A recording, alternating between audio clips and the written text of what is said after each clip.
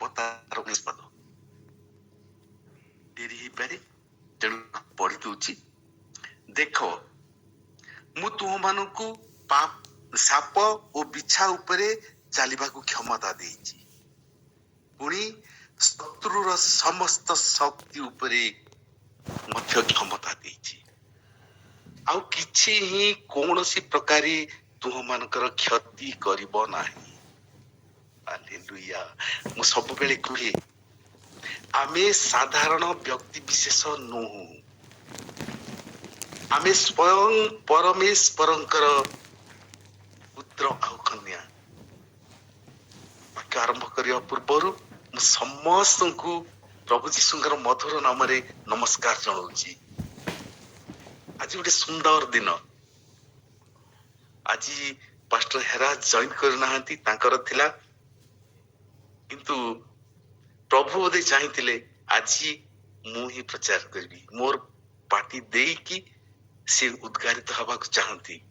Yes ପ୍ରିୟ ମାନେ, ଏଇ ବାକ୍ୟ ମୁଁ ରାତିରେ ଦେଇଥିଲି। ରାତିରେ ଅବଶ୍ୟ ଅଳ୍ପ ଲୋକ ଜଏନ୍ କରିଥିଲେ, ଆଉ ସେଇ ବାକ୍ୟ ହିଁ ପୁଣି ଥରେ ମୁଁ ପ୍ରଚାର କରିବାକୁ ଚାହୁଁଛି।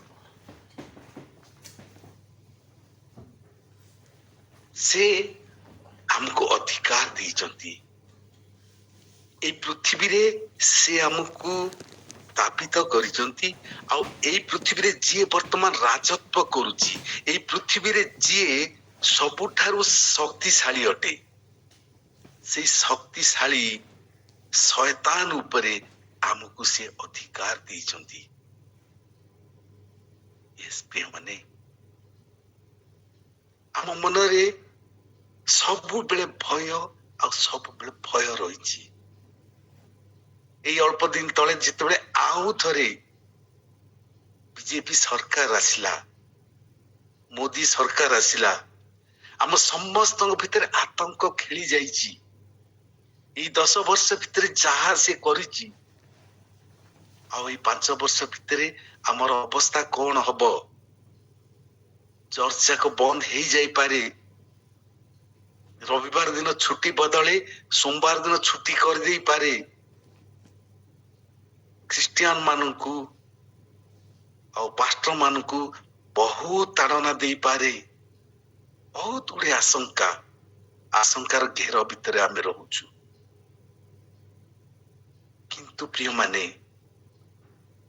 ସେ ଆମକୁ ଅଧିକାର ଦେଇଛନ୍ତି। ପୃଥିବୀର ସମସ୍ତ ବିଷୟ ଉପରେ ସେ ଆମକୁ ଅଧିକାର ଦେଇଛନ୍ତି। ଏଇ କଥା ଆମେ ଜାଣିଥିବା, କିନ୍ତୁ ସେ ଯୋଉ ଅଧିକାର ଦେଇଛନ୍ତି, ସେଇ ଅଧିକାର ପାଇବାକୁ ଯଦି ଆମେ ଯୋଗ୍ୟ ହେଇଯାଉ, ତାହେଲେ ସେ ଅଧିକାରକୁ ଆମେ ସାବ୍ୟସ୍ତ କରିପାରିବା। ବାପା ଆମ ପାଇଁ କାର କିଣିଦେଲେ କଣ ହବ? ଯଦି ଆମର ଚଲେଇବାର ସାମର୍ଥ୍ୟ ନାହିଁ, ଆମେ ଯୋଗ୍ୟ ନୁହେଁ ଚଲେଇବା ପାଇଁ, ତାହେଲେ ସେ କାର କେମିତି ଚଲେଇବା? ଆଉ ଜଣଙ୍କ ଉପରେ ନିର୍ଭର କରିବାକୁ ପଡିବ। ଠିକ ସେମିତି ହଉଛି ଆମ ଜୀବନରେ।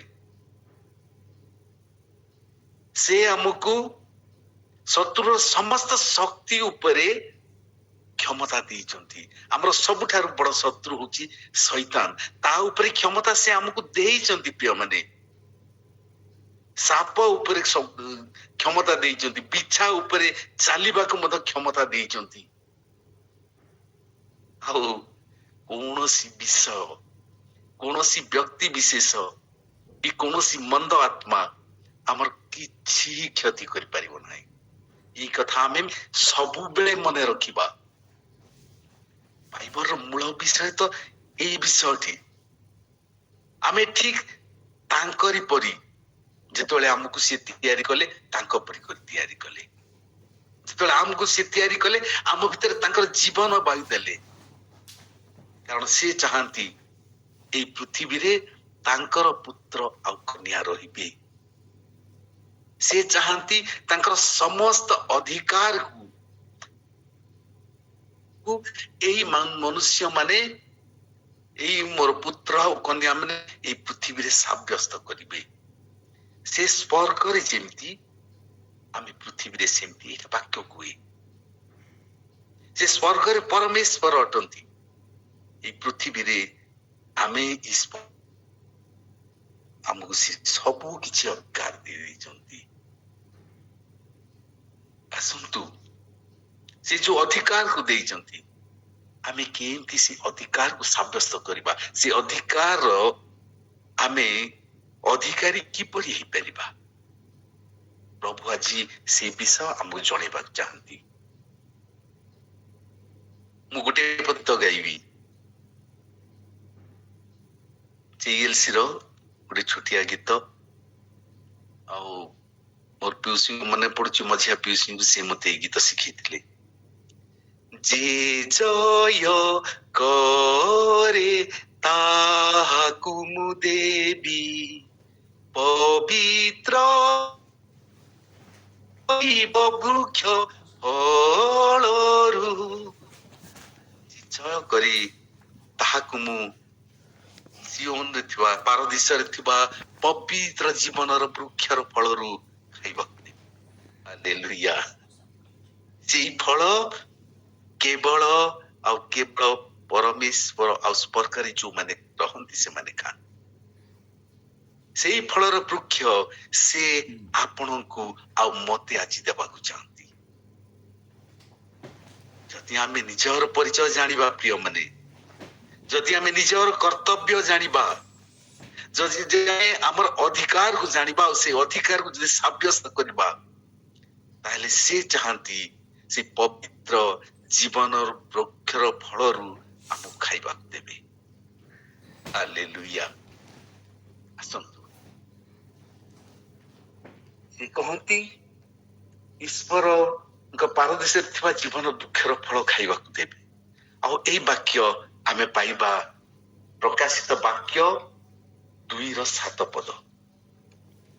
2 ପର୍ବର 7 ପଦ। ମୁଁ କେବଳ ପ୍ରକାଶିତ ବାକ୍ୟର 2 ଆଉ 3 ଆଜି ପ୍ରଚାର କରିବି, ଆଉ ରିଫରେନ୍ସ କିଛି ଦେବିନି। ଆସନ୍ତୁ, ବାକ୍ୟରେ ଏପରି ଲେଖାଯାଏ, ମଣ୍ଡଳୀ ଗଣଙ୍କୁ ଆତ୍ମା କଣ କହନ୍ତି? ଯାହାର କର୍ଣ୍ଣ ଅଛି ସେ ତାହା ଶୁଣୁ। ଯେଉଁ ସବୁ କର୍ମ ଘୃଣା କରୁ ତୁମେ ମଧ୍ୟ ସେହି ସବୁ ଘୃଣା କରୁଛ। ଭୁଲ ପଡିଲି। ଯେ ଜୟ କରେ ତାହାକୁ ଆମ୍ଭେ ଈଶ୍ୱରଙ୍କ ପାରଦୀସରେ ଥିବା ଜୀବନ ବୃକ୍ଷର ଫଳ ଖାଇବାକୁ ଦେବୁ। ହାଲେଲୁୟା। ପ୍ରଭୁ ଯୀଶୁ କହନ୍ତି, ଯିଏ ଜୟ କରିବ ତାକୁ ଆମେ ପାରଦୀସରେ ଥିବା ଜୀବନ ବୃକ୍ଷର ଫଳ ଖାଇବାକୁ ଦେବୁ। ଏ ଜୟ କରିବା କଣ ଅଟେ ପ୍ରିୟମାନେ? କାହାକୁ ଆମେ ଜୟ କରିବା? ଆମେ ତ ସାନ ବେଳୁ ଶୁଣୁଛୁ, ଶୈତାନ ବିରୁଦ୍ଧରେ, ଅନ୍ଧକାରର ଶକ୍ତି ବିରୁଦ୍ଧରେ ଆମେ ଯୁଦ୍ଧ କରିବାକୁ ପଡିବ, ଆମେ ଜୟ ଲାଭ କରିବାକୁ ପଡିବ। କିନ୍ତୁ କାହା ଉପରେ? ସେଇ ଶୈତାନ କୋଉ ପାଖରେ ଅଛି? ସିଏ ମଧ୍ୟ ଆମ ପାଖରେ ହିଁ ଅଛି ପ୍ରିୟମାନେ। ସେ ସବୁବେଳେ ଯେମିତି ହବାକୁ ଭୁଲେଇଲା, ସେମିତି ଆମକୁ ବି ପ୍ରଲୋଭନରେ ଭୁଲେଇବାକୁ ଚେଷ୍ଟା କରୁଛି, ଆମକୁ ବି ତାହାରି ରାସ୍ତାରେ କଢେଇ ନେବାକୁ ଚାହୁଁଛି। ଆମେ ଯଦି ଜୟ କରିବା ଶୈତାନର ପ୍ରତ୍ୟେକ ଶକ୍ତି ଉପରେ, ତାର ପ୍ରତ୍ୟେକ ଶକ୍ତି ଉପରେ ସେ ଆମକୁ ଅଧିକାର ଦେଇଛନ୍ତି ପ୍ରିୟମାନେ। ଆଉ ସେଇ ଶକ୍ତି ଗୁଡିକୁ ଯଦି ଆମେ ଜୟ କରିବା, ତାକୁ ଯଦି ପରାଜିତ କରିଦବା, ତାହେଲେ ଆମେ ସେଇ ପାରଦୀସରେ ଥିବା ଜୀବନ ବୃକ୍ଷର ଫଳ ଖାଇପାରିବା। ଆଉ ଜୀବନ ବୃକ୍ଷର ଫଳ ଖାଇବା ଦ୍ଵାରା ଆମର ମୃତ୍ୟୁ କେବେ ହବ ନାହିଁ। ଦ୍ୱିତୀୟ ମୃତ୍ୟୁ ଆଉ ଆମର ନାହିଁ। ତାହେଲେ କଣ ପାଳନ କରିବା ଆମେ? ଆସନ୍ତୁ ଦେଖିବା। ସେଥିପାଇଁ ଆମେ ଈଶ୍ୱରଙ୍କର ବାକ୍ୟ ପଢିବା। ସେଇ ପ୍ରକାଶିତ ବାକ୍ୟ 2 ପର୍ବର 6 ପଦ। ତୁମର ଏଇ ସଦ୍ଗୁଣ ଅଛି ଯେ ଆମ୍ଭେ ନିକଲାୟତୀୟ ମାନଙ୍କର ଯେଉଁ ସବୁ କର୍ମ ଘୃଣା କରୁ ତୁମ ଘୃଣା କରୁଅଛ। ପ୍ରଭୁ ଯୀଶୁ କହନ୍ତି ଯେ ମୁଁ ଯାହା ଘୃଣା କରେ, ଯୋଉ କର୍ମକୁ ମୁଁ ଘୃଣା କରେ, ସେଇ କର୍ମକୁ ତୁମ୍ଭେ ଯଦି ଘୃଣା କରୁଛ, ତାହେଲେ ମୁଁ ତୁମକୁ ଜୀବନ ବୃକ୍ଷର ଫଳ ଦେବି। ଆମ ଜୀବନରେ ଆଜି ଚିନ୍ତା କରିବାର ସମୟ ଆସିଛି ପ୍ରିୟମାନେ। ଯୋଉ କାର୍ଯ୍ୟକୁ ଆମର ସଦାପ୍ରଭୁ ଆମର ତ୍ରାଣକର୍ତ୍ତା ପ୍ରଭୁ ଯୀଶୁ ଖ୍ରୀଷ୍ଟ ଘୃଣା କରନ୍ତି ସେଇ କାର୍ଯ୍ୟକୁ ଆମେ ଘୃଣା କରୁଛୁ ତ? ଯଦି ଆମେ ସେଇ କାର୍ଯ୍ୟକୁ, ତାଙ୍କର ଅସନ୍ତୋଷର କାର୍ଯ୍ୟକୁ, ତାଙ୍କର ଘୃଣା କରୁଥିବା କାର୍ଯ୍ୟକୁ ଯଦି ଆମେ ବି ଘୃଣା କରୁଛୁ, ତାହେଲେ ଆମେ ଠିକ ତାଙ୍କ ପରି ହେଇଯାଇଛୁ। ଆମେ ଯଦି ଆମ ଜୀବନରେ ତାଙ୍କର ଅସନ୍ତୋଷର କୌଣସି ବିଷୟ ରଖିନାଉ, ତାହେଲେ ଆମେ ତାଙ୍କର ସନ୍ତାନ ହେଇଯାଇଛୁ ପ୍ରିୟମାନେ।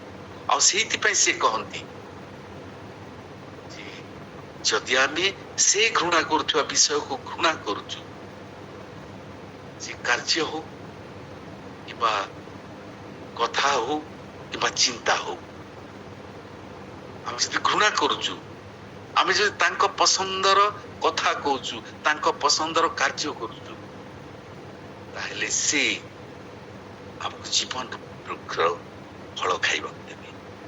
ହାଲେଲୁୟା। ଆମେ ସାଧାରଣ ବ୍ୟକ୍ତି ବିଶେଷ, ସେ ଚାହାନ୍ତି ଆମକୁ ଜୀବନ ରୂପୀ ମୁକୁଟ ଦବା ପାଇଁ। ଆସନ୍ତୁ ଆମେ ଦେଖିବା 2 ପର୍ବ 10 ପଦରେ। ଆଉ ସେଠାରେ ସାହାଯ୍ୟ କରିବେ କି ପଢିବାରେ?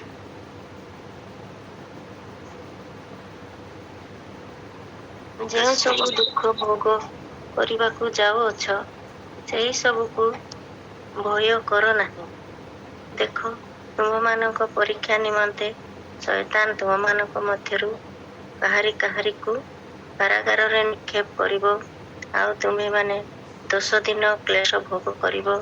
ତୁମେ ମରଣ ପର୍ଯ୍ୟନ୍ତ ବିଶ୍ୱସ୍ତ ଥାଅ, ସେଥିରେ ଆମ୍ଭେ ତୁମକୁ ଜୀବନ ରୂପ ମୁକୁଟ ଦେବ। ହାଲେଲୁୟା। ତୁମେ ମରଣ ପର୍ଯ୍ୟନ୍ତ ବିଶ୍ୱସ୍ତ ଥାଅ। ତମେ ଯଦି ମରଣ ପର୍ଯ୍ୟନ୍ତ ବିଶ୍ୱସ୍ତ ରହୁଛ, ଜୀବନର ଶେଷ ପର୍ଯ୍ୟନ୍ତ ଯଦି ତୁମେ ବିଶ୍ୱସ୍ତ ରହୁଛ, ତାହେଲେ ଆମ୍ଭେ ତୁମକୁ ଜୀବନ ରୂପ ମୁକୁଟ ଦେବୁ। ସେ ଚାହାନ୍ତି ଆମକୁ ଜୀବନ ରୂପ ମୁକୁଟ ଦେବା ପାଇଁ। ଯଦି ଆମେ ଯୋଗ୍ୟ ହେଇଯାଉ, ଯଦି ଆମେ ଯୋଗ୍ୟ ହେଇଯାଉ ପ୍ରିୟ ମାନେ, ତାହେଲେ ଆମେ ସେଇ ଜୀବନ ରୂପୀ ମୁକୁଟର ଅଧିକାରୀ ହେବା। ଆମର ପିତା ଆମକୁ ପ୍ରତ୍ୟେକ ବିଷୟ ଦବାକୁ ଚାହାନ୍ତି, ପ୍ରତ୍ୟେକ ଅଧିକାର ଦବାକୁ ଚାହାନ୍ତି। ଆଉ ସେ ଚାହାନ୍ତି ତୁ ଯୋଗ୍ୟ ହେଇଯା, ତୁ ଯୋଗ୍ୟ ହେଇଯା ମୋର ପୁଅ, ତୁ ଯୋଗ୍ୟ ହେଇଯା ମୋର ଝିଅ। ମୋ ପାଖରେ ଯାହା ବି ଅଛି ସବୁ କିଛି ମୁଁ ତତେ ଦେବାକୁ ଚାହେଁ।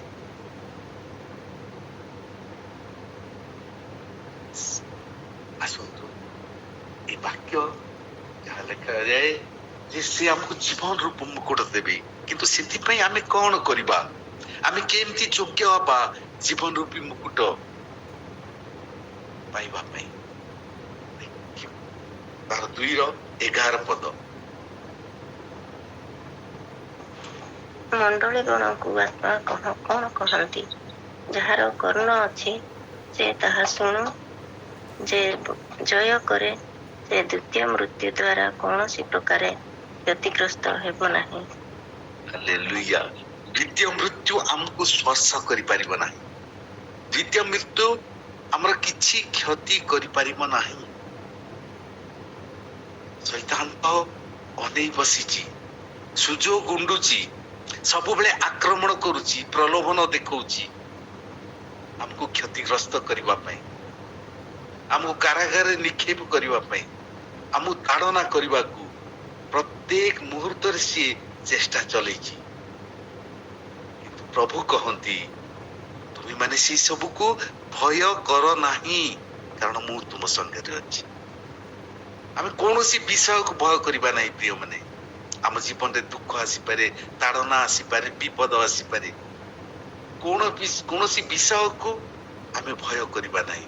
ଶୈତାନ ତାର ଅସ୍ତ୍ର ପ୍ରୟୋଗ କରୁଛି ଆମ ବିରୁଦ୍ଧରେ, ଏସବୁ ତ ତାର ଅସ୍ତ୍ର ଅଟେ, କିନ୍ତୁ ତାର ପ୍ରତ୍ୟେକ ଅସ୍ତ୍ରକୁ ପ୍ରଭୁ ଯୀଶୁ କ୍ରୁଶରେ ଭାଙ୍ଗି ଦେଇଛନ୍ତି। ଅସ୍ତ୍ର ଗୁଡ଼ିକ ସେ ସବୁକୁ ସିଏ ତା ଠାରୁ ଛଡେଇକି ନେଇ ଯାଇଛନ୍ତି ପ୍ରିୟ ମାନେ। ତା ପାଖରେ କୌଣସି ଅସ୍ତ୍ର ନାହିଁ, କେବଳ ସେ ଫାଙ୍କା ଆୱାଜ କରୁଛି। ଯେମିତି କି ଗୋଟେ ଘର, ତାର ଗେଟ୍ ପାଖରେ ଲେଖା ହେଇଛି କୁକୁର ପ୍ରତି ସାବଧାନ, ଆଉ ଯେତେବେଳେ ଆମେ ଗେଟ୍ ପାଖରେ ଠିଆ ହଉଛୁ ବା ଗେଟ୍ ଖୋଲିବାକୁ ଚେଷ୍ଟା କରୁଛୁ, ବନ୍ଧା ହେଇଥିବା କୁକୁର ଭଉ ଭଉ କରି ଫୁକିକି ଆମକୁ ଭୟ ଦେଖେଇବାକୁ ଚେଷ୍ଟା କରୁଛି। ସେଇ କୁକୁରର ଶବ୍ଦ ଶୁଣି ଯେତେବେଳେ ଆମେ ଡରି ଯାଉଛୁ, ଆମେ ସେଇ ଘରକୁ ଯାଇପାରୁନା, ଘର ଭିତରେ ପ୍ରବେଶ କରିପାରୁନା। କିନ୍ତୁ ଆମର ଯଦି ଜ୍ଞାନ ଅଛି, ଆମର ଯଦି ବୁଦ୍ଧି ଅଛି, ଆଉ ଆମେ ଯଦି ଜାଣିଲୁ ଯେ କୁକୁର ବନ୍ଧା ହେଇଛି, ଗୋଟେ ଶିକୁଳିରେ ବନ୍ଧା ହେଇଛି, ଆଉ ସେଇ ଶିକୁଳିକୁ ଗୋଟେ ଖୁଣ୍ଟରେ ବନ୍ଧା ହେଇଛି, ପାରିବ ନାହିଁ। ଯେତେ ଶବ୍ଦ ସିଏ କରୁ, ଯେତେ ଭୟ ସିଏ ଦେଖାଉ, ସିଏ ଆମର କିଛି କରିପାରିବ ନାହିଁ। ଯଦି ଆମେ ଏଇ ସତ୍ୟତାକୁ ଜାଣିଯିବା, ଆମେ ଆରାମରେ ସେ ଘର ଭିତରକୁ ପଶିପାରିବା। ତାହାର କାମ ଭୁକିବା, ଶୈତାନର କାମ ଭୟ ଦେଖେଇବା, ତାର କାମ ସିଏ କରୁଛି। କିନ୍ତୁ ଆମେ ଭୟଭୀତ ହେବାର କୌଣସି ଆବଶ୍ୟକ ନାହିଁ, କାରଣ ମୃତ୍ୟୁଞ୍ଜୟୀ ପିତା ପରମେଶ୍ୱର, ମୃତ୍ୟୁଞ୍ଜୟୀ ପିତା ଆମର ଯୀଶୁ ଖ୍ରୀଷ୍ଟ, ସେ ଆମ ଭିତରେ ଅଛନ୍ତି। ଯୋହନ 14:20, ସେ ଆମ ଭିତରେ ଅଛନ୍ତି। ପ୍ରିୟ ମାନେ, ଆମେ କାହାକୁ ଭୟ କରିବା? ସର୍ବଶକ୍ତିମାନ ପରମେଶ୍ୱର ଯାହାର ସହାୟ, ସେ କାହାକୁ ଭୟ କରିବ? ସେଥିପାଇଁ ତ ଦାଉଦ କହନ୍ତି, ମୁଁ ମୃତ୍ୟୁ ଛାୟାର ଉପତ୍ୟକା ଦେଇ ଗମନ କଲେ ହିଁ କୌଣସି ଆପଦକୁ ଭୟ କରିବ ନାହିଁ। ଆଉ ଠିକ ଆମେ ବି ସେପରି କହିବା, ଆମେ କାହାରିକୁ ଭୟ କରିବୁ ନାହିଁ, କାରଣ ସେ ଆମର ସହବର୍ତ୍ତୀ ଅଟନ୍ତି। ଆମେ ମରଣ ପର୍ଯ୍ୟନ୍ତ ବିଶ୍ୱସ୍ତ ରହିବା। ବାକ୍ୟ କୁହେ 2:10, ଆଜି ଯେମିତି ଆମେ ବିଶ୍ୱସ୍ତ ଅଛୁ ସଦାପ୍ରଭୁଙ୍କର, ବିଶ୍ୱସ୍ତ ରହିବା ଅର୍ଥ ତାଙ୍କର ଇଚ୍ଛା ପୂରଣ କରିବା, ତାଙ୍କୁ ଯାହା ପସନ୍ଦ ସେଇ କାମ କରିବା, ଆଉ ସେଇ କଥା କହିବା। ଏହା ହଉଛି ବିଶ୍ୱସ୍ତତା। ଆମେ ଯଦି ମରଣ ପର୍ଯ୍ୟନ୍ତ ବିଶ୍ୱସ୍ତ ରହୁ, ତାହେଲେ ଆମର ଦ୍ୱିତୀୟ ମୃତ୍ୟୁ ନାହିଁ। ଦ୍ୱିତୀୟ ମୃତ୍ୟୁ ଆମର କୌଣସି କ୍ଷତି କରିପାରିବ ନାହିଁ। ଆମେ ନିଶ୍ଚିତ ଭାବରେ ଆମର ସଦାପ୍ରଭୁ ଆମକୁ ଜୀବନର ମୁକୁଟ ଦେବେ। ହାଲେଲୁୟା। ଆଉ 2:17 ଟିକେ ପଢିବା। 2:17 ମଣ୍ଡଳୀ ଗଣକୁ ମା କଣ କହନ୍ତି? ଯାହାର କର୍ଣ୍ଣ ଅଛି ସେ ତାହା ଶୁଣୁ। ଯେ ଜୟ କରେ ତାହାକୁ ଆମ୍ଭେ ଗୁପ୍ତ ମାନ୍ନା ଦେବୁ। ପୁଣି ଯେଉଁ ନାମ ଗ୍ରହଣକର୍ତ୍ତା ବିନା ଅନ୍ୟ କେହି ଜାଣେ ନାହିଁ, ଏପରି ନୂତନ ନାମ ଲିଖିତ ଏକ ଶ୍ୱେତ ପ୍ରସ୍ତର ତାହାକୁ ଦେବୁ। ହାଲେଲୁୟା। ଯେ ଜୟ କରେ, ଯେ ଶୈତାନର ଏଇ ଶକ୍ତିକୁ ଜୟ କରେ, ପ୍ରିୟ ମାନେ, ତାକୁ ସେ ଗୁପ୍ତ ମାନ୍ନା ଦେବେ।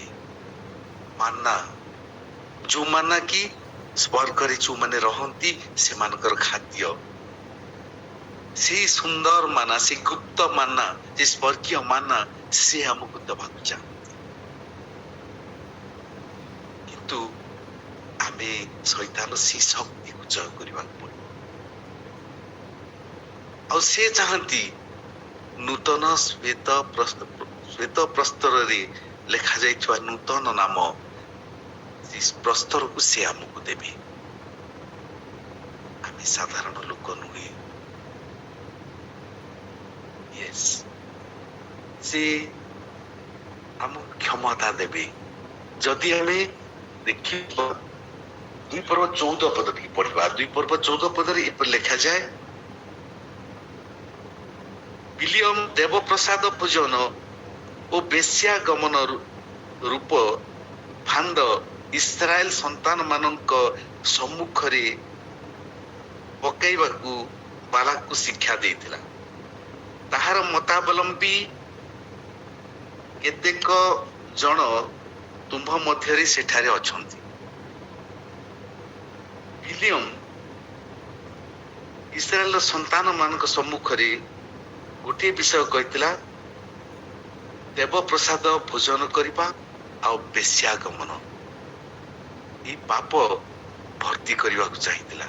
ପ୍ରଭୁ ଚାହାନ୍ତି ଆମେ ଯଦି ବେଶ୍ୟାଗମନରୁ ନିବୃତ୍ତ ହେଉ, ଆମେ ଯଦି এই ভোগ খাইবারু বা দেব প্রসাদ ভোজন করিবারু নিবৃত্ত হଉ তাহলে ସେ ଆମକୁ ଖାଇବାକୁ ଗୁପ୍ତ ମାନା ଦେବେ। ଯାହା ଶୈତାନର ସେଇ ବିଷୟ ଯଦି ଆମ ଭିତରୁ ଆମେ ତ୍ୟାଗ କରିଦେଉ ତାହେଲେ ସେ ଆମକୁ ଗୁପ୍ତ ମାନା ସ୍ପର୍ଗୀୟ ମାନା ଦେବେ। ପ୍ରିୟମାନେ, ଯଦି ଆମ ଭିତରେ କେହି ସେପରି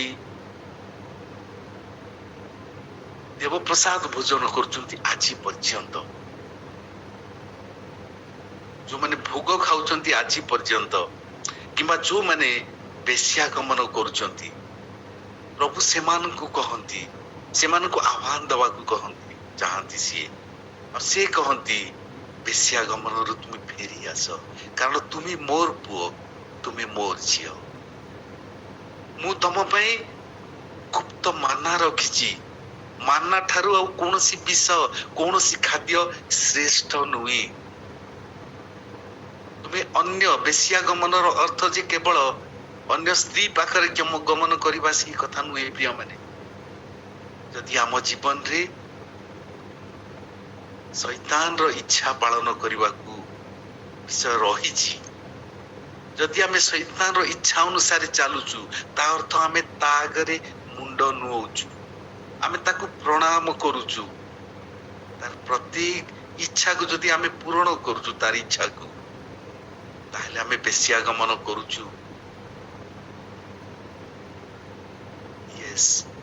ଏ ବିଷୟ ହୁଏତ କେତେକେ ଜାଣି ନଥାଇ ପାରନ୍ତି।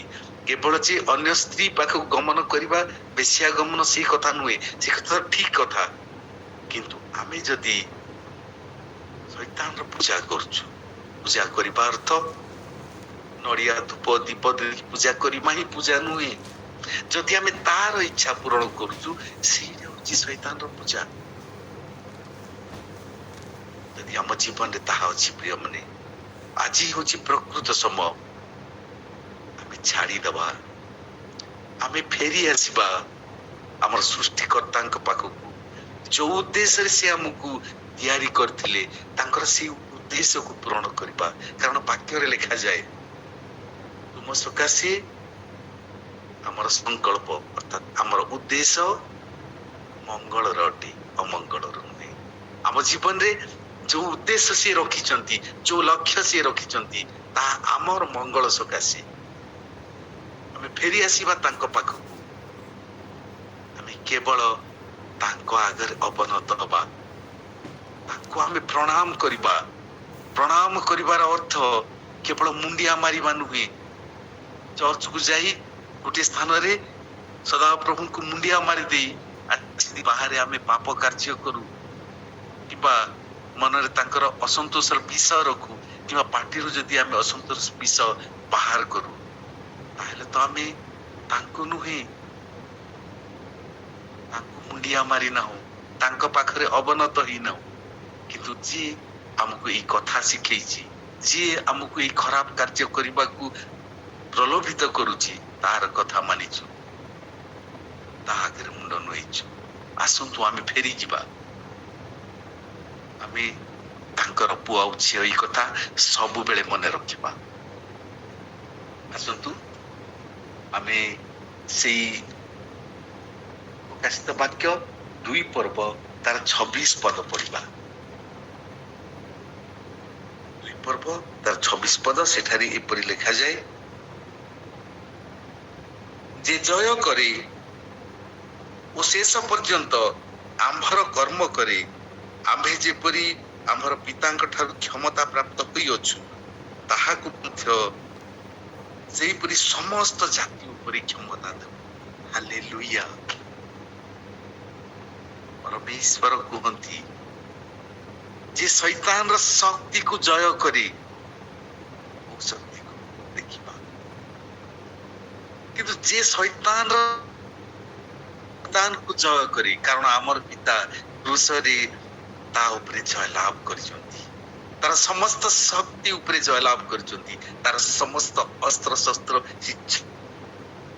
ଶିକୁଳିରେ ବାନ୍ଧି ସାରି ଦେଇଛନ୍ତି। ପ୍ରିୟମାନେ, ଆଉ ଆମେ ବି ଯଦି ଶୈତାନର ସେଇ ଶକ୍ତି ଉପରେ ଜୟଲାଭ କରୁ, ତାହେଲେ ଆମେ କହନ୍ତି ପିତାଙ୍କ ଠାରୁ ଯେପରି ଆମେ କ୍ଷମତା ପ୍ରାପ୍ତ ହେଇଛୁ, ପ୍ରଭୁ ଯୀଶୁ କହନ୍ତି ପିତାଙ୍କ ଠାରୁ ଯେପରି ଆମେ କ୍ଷମତା ପ୍ରାପ୍ତ ହେଇଛୁ ସେମିତି ତୁମେ ମାନେ ମଧ୍ୟ ପିତାଙ୍କ ଠାରୁ କ୍ଷମତା ପ୍ରାପ୍ତ ହବ। କାହା ଉପରେ?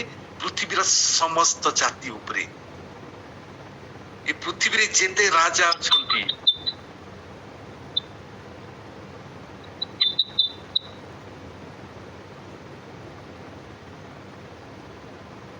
ଏ ପୃଥିବୀରେ ଯେତେ ରାଜା ଅଛନ୍ତି, ପ୍ରତ୍ୟେକ ରାଜାଙ୍କ ଉପରେ, ପ୍ରତ୍ୟେକ ଲୋକଙ୍କ ଉପରେ, ପ୍ରତ୍ୟେକ ଜାତି ଉପରେ ସେ ଆମକୁ କ୍ଷମତା ଦବାକୁ ଚାହାନ୍ତି। ଆଉ ସେଥିପାଇଁ ହେଲେ ଆମେ ଶୈତାନର କୋଉ ଶକ୍ତି ଉପରେ ବିଜୟ ଲାଭ କରିବାକୁ ପଡିବ? ଆସନ୍ତୁ, ଯାଉଛି ବୋଧେ, ଆସନ୍ତୁ ଆମେ ଜାଣିବା। ଆଉ ଯାହା ଲେଖାଯାଏ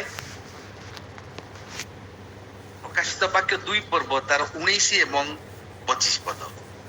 19 ପଦରେ ଏପରି ଲେଖାଯାଏ, ଆମେ ତୁମର କର୍ମ, ପ୍ରେମ, ବିଶ୍ୱାସ, ସେବା ଓ ଧୈର୍ଯ୍ୟ ଜାଣୁ। ପୁଣି ତୁମର ବର୍ତ୍ତମାନ କର୍ମ ତୁମର ପୂର୍ବ କର୍ମ ଗୁଡିକ ଅପେକ୍ଷା ଯେ ଅଧିକ, ଏହା ମଧ୍ୟ ଜାଣୁ। ଆଉ 25ରେ ଲେଖାଯାଏ ଯେ ଜୟ କେବଳ ତୁମମାନଙ୍କର ଯାହା ଅଛି ତାହା ଆମର ଆଗମନ ପର୍ଯ୍ୟନ୍ତ ଦୃଢ ରୂପେ ଧରି ରଖ। ଆମ ପାଖରେ ଯାହା ଅଛି ସେ ଜାଣନ୍ତି ପ୍ରିୟମାନେ ଆମେ କୋଉ କାର୍ଯ୍ୟ କରୁଛୁ, ଆମ ଜୀବନରେ ପ୍ରେମ ଅଛି ନା ନାହିଁ, ଆମେ ତାହାଙ୍କୁ ବିଶ୍ୱାସ କରୁଛୁ କି ନାହିଁ। ଆମେ ପ୍ରଭୁ ଯୀଶୁ ଯେପରି ଅନ୍ୟର ସେବା କରିଥିଲେ ଆମେ ସେହିପରି ଅନ୍ୟର ସେବା କରୁଛୁ କି ନାହିଁ ସେ ଜାଣନ୍ତି ପ୍ରିୟମାନେ। ଆମର ଧୈର୍ଯ୍ୟକୁ ସେ ଜାଣନ୍ତି। ଆଜି ସେ ଦେଖୁଛନ୍ତି ଯୋଉ ଉଦ୍ଦେଶ୍ୟରେ ସେ ଆମକୁ ତିଆରି କରିଥିଲେ, ଆମେ ତାଙ୍କର ସେଇ ଉଦ୍ଦେଶ୍ୟ ଆମ ଜୀବନରେ ରଖିବା। ଆମେ ତାଙ୍କର କଥା ମାନୁଛୁ, ଆମେ ଆମର କର୍ମରେ ତାଙ୍କର ଇଚ୍ଛା ପ୍ରକାଶ କରୁଛୁ। ଯୀଶୁଙ୍କର ପ୍ରେମ ଆମ ଜୀବନରେ ରହିଛି। ସେ ଶିଖେଇଥିବା ପ୍ରେମ, ସେ ଅନନ୍ତ ଆଉ ଚିରନ୍ତନ ପ୍ରେମ, ଆମେ ଅନ୍ୟମାନଙ୍କୁ ପ୍ରେମ କରୁଛୁ, ଆମେ ତାହାଙ୍କୁ ବିଶ୍ୱାସ କରୁଛୁ, ଧୈର୍ଯ୍ୟ ଧରି ଆମେ ତାଙ୍କର ଅପେକ୍ଷାରେ ରହିଛୁ। ଆଉ ସେ କୁହନ୍ତି ତୁମମାନଙ୍କ ଠାରେ ଯାହା ଅଛି ତାହା ଆମର ଆଗମନ ପର୍ଯ୍ୟନ୍ତ ଦୃଢ ରୂପେ ଧରି ରଖ। ଯଦି ତୁମେ ଆଗମନ ପର୍ଯ୍ୟନ୍ତ, ମୋର ଦ୍ୱିତୀୟ ଆଗମନ ପର୍ଯ୍ୟନ୍ତ ତମ ପାଖରେ ଥିବା ବିଷୟ ଗୁଡିକ ଧରି ରଖିଛ, ଯଦି ତୁମେ ମୋ ସହିତ ଲାଗି ରହିଛ ଜୀବନର ଶେଷ ପର୍ଯ୍ୟନ୍ତ, ତୁମେ ଯଦି ମୋ ସହିତ ବାନ୍ଧି ହେଇ ରହିଛ, ତାହେଲେ ଆମେ ତୁମକୁ ଜୟ ପ୍ରଦାନ କରିବୁ।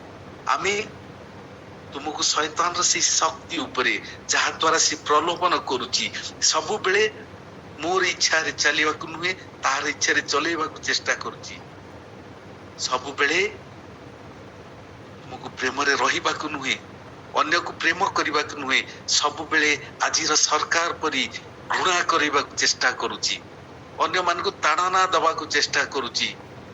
ତାହା ଆମ ଜୀବନରେ ସଫଳ କରିବାକୁ ଶୈତାନ ତାର ଇଚ୍ଛା ପୂରଣ କରିବାକୁ ଚାହୁଁଛି। ତାର ସେଇ ଶକ୍ତି ଉପରେ ତୁମେ ଯଦି ଜୟ ଲାଭ କରୁଛ, ତମ ଜୀବନରେ ଯଦି ସମସ୍ତଙ୍କ ପ୍ରତି ପ୍ରେମ ଅଛି, ତାହେଲେ ତୁମେ ଜୟ ଲାଭ କରୁଛ ଶୈତାନର ସେଇ ଶକ୍ତି ଉପରେ। ଆଉ ତୁମେ ଯେତେବେଳେ ଶୈତାନର ଏଇ ଶକ୍ତି ଉପରେ ଜୟ ଲାଭ କରିବ, ଯେତେବେଳେ ତୁମ ଜୀବନରେ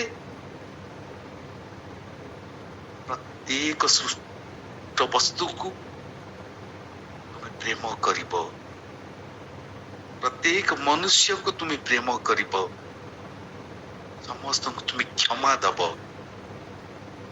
ତାହେଲେ ତୁମକୁ ଆମେ କ୍ଷମତା ଦେବୁ। এই ପୃଥିବୀର ପ୍ରତ୍ୟେକ ଦେଶ ଉପରେ, এই ପୃଥିବୀର ପ୍ରତ୍ୟେକ ରାଜା ଉପରେ, ପ୍ରତ୍ୟେକ ସରକାର ଉପରେ ତୁମକୁ କ୍ଷମତା ଦେବୁ। ୟେସ୍ ପ୍ରିୟମାନେ, କୌଣସି ମୋଦି ସରକାର ଆମର କିଛି କରିପାରିବ ନାହିଁ। କୌଣସି ସରକାର ଆମର କୌଣସି ଖ୍ରୀଷ୍ଟିଆନ ମାନଙ୍କର କିଛି କ୍ଷତି କରିପାରିବ ନାହିଁ। ଆଉ ସେଥିପାଇଁ ଆମକୁ ଯୋଗ୍ୟ ହବାକୁ ପଡିବ। ଯୋଗ୍ୟ ହବା ଆମେ ଶୈତାନ ପ୍ରତ୍ୟେକ ଅସ୍ତ୍ରକୁ ପ୍ରତିହତ କଲେ, ତାର ପ୍ରତ୍ୟେକ ଅସ୍ତ୍ର ଉପରେ ଯଦି ଆମେ ଜୟଲାଭ କରୁ, ପ୍ରଭୁ ଯୀଶୁ ଯେମିତି କି ତାର ପ୍ରତ୍ୟେକ ଅସ୍ତ୍ରକୁ ଛଡେଇ ନେଇଥିଲେ, ଆମେ ବି ସେମିତି ତାର ପ୍ରତ୍ୟେକ ଅସ୍ତ୍ର, ଏଇ ଫାଙ୍କା ଆୱାଜ ଯାହା ସେ ଆମକୁ ଦେଖେଇବାକୁ ଚାହୁଁଛି ଯେ ତା ପାଖରେ ମୃତ୍ୟୁ ଅଛି, ଆଉ ସେ ଆମକୁ ମୃତ୍ୟୁ ଦେଇପାରିବ, ସେ ଆମର କ୍ଷତି କରିପାରିବ, ସେ ଆମର କିଛି କ୍ଷତି କରିପାରିବ ନାହିଁ। ପ୍ରିୟ ମାନେ, ମୃତ୍ୟୁ କଣ ଅଟେ? ମୁଁ ଏଇ ବିଷୟ କହି ଆଜିର ବାକ୍ୟ ବନ୍ଦ କରିବାକୁ ଚାହୁଁଛି। ମୃତ୍ୟୁ କଣ ଅଟେ ଯାହାକୁ ଆମେ ଏତେ ଭୟ କରିବା? ମୃତ୍ୟୁ ତ କିଛି ନୁହେଁ। ମୃତ୍ୟୁ ଆମ ପାଇଁ ମଙ୍ଗଳକର ଅଟେ। ମୃତ୍ୟୁ, ଯାହା ପୃଥିବୀ ମୃତ୍ୟୁ କୁହାଯାଏ, ତାହା ହଉଛି ଏଇ ପୃଥିବୀରେ ବିଦାୟ ନେବା। ଏଇ ପୃଥିବୀରେ ବିଦାୟ ନେଲେ ଆମେ କୋଉଠିକି ଯିବା ପ୍ରିୟ ମାନେ? ଯଦି ଆମେ ଯୀଶୁଙ୍କ ସହିତ ଅଛୁ, ଯଦି ଆମେ ଶୈତାନର ପ୍ରତ୍ୟେକ ଶକ୍ତି ଉପରେ ଜୟଲାଭ କରିଛୁ, ତାହେଲେ ଆମକୁ ସେ ଅଧିକାର ଦେଇଛନ୍ତି, ଆମକୁ ସେ ଜୀବନ ରୂପୀ ମୁକୁଟ ଦେଇଛନ୍ତି।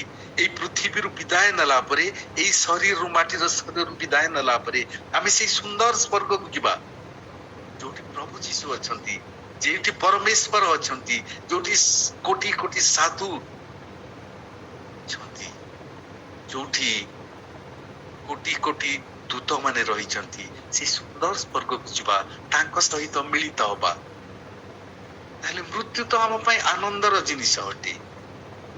এই ମୃତ୍ୟୁକୁ ଡରିବା କାହିଁକି?